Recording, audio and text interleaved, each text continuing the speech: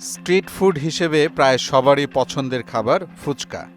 বিশেষ করে মেয়েদের পছন্দের তালিকায় ১ নম্বরে। হোটেল রেস্তোরাঁ থেকে শুরু করে ফুটপাতে ফুচকার দোকানে সন্ধ্যা হলেই ভিড় লেগে যায়। কিন্তু প্রিয় এ খাবারটি কিভাবে তৈরি হচ্ছে তা দেখে আপনার চোখ কপালে উঠতে পারে।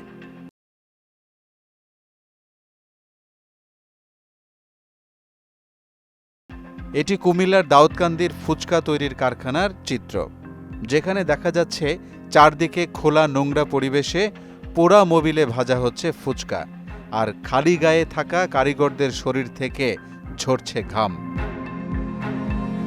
হাতের গ্লাভস পরে এসব কারখানাতে কাজ করার কথা থাকলেও নিয়মের কোনো তোয়াক্কাই করা হচ্ছে না, বরং জানতে চাইলে দিলেন দায়সারা জবাব। কবার আনবো, কিন্তু একটু আছে, একটু সময় লাগবে আর কি, যাইতে একটু আর কি। আজকে বন্ধ রাখলাম, 10 কেজি মালের অর্ডার আসলে, এই কারণে আমি একটু কবার আনতে যাইতে পারিনি আর কি। আজকে যেটা বানাচ্ছেন এটা কি খাবে না মানুষ? খাবে না স্যার? খাইলে তো আমরাও খাবো স্যার। রাজধানী সহ দেশের সবখানেই প্রতিদিন হাজারো মানুষ প্রিয়জন কিংবা পরিবারের সদস্যদের নিয়ে রাস্তার পাশে কিংবা পার্কে বসে ফুচকা খেতে বসে যান।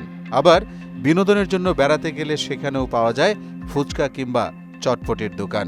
তাই স্বাস্থ্যের জন্য অত্যন্ত ক্ষতিকারক এবং ঝুঁকিপূর্ণভাবে সবার প্রিয় এই খাবারটি যেন বানানো না হয়, সে ব্যাপারে প্রয়োজনীয় ব্যবস্থা নেবে কর্তৃপক্ষ এবং কারখানার মালিকও হবে সচেতন, এমনটাই দাবি সবার।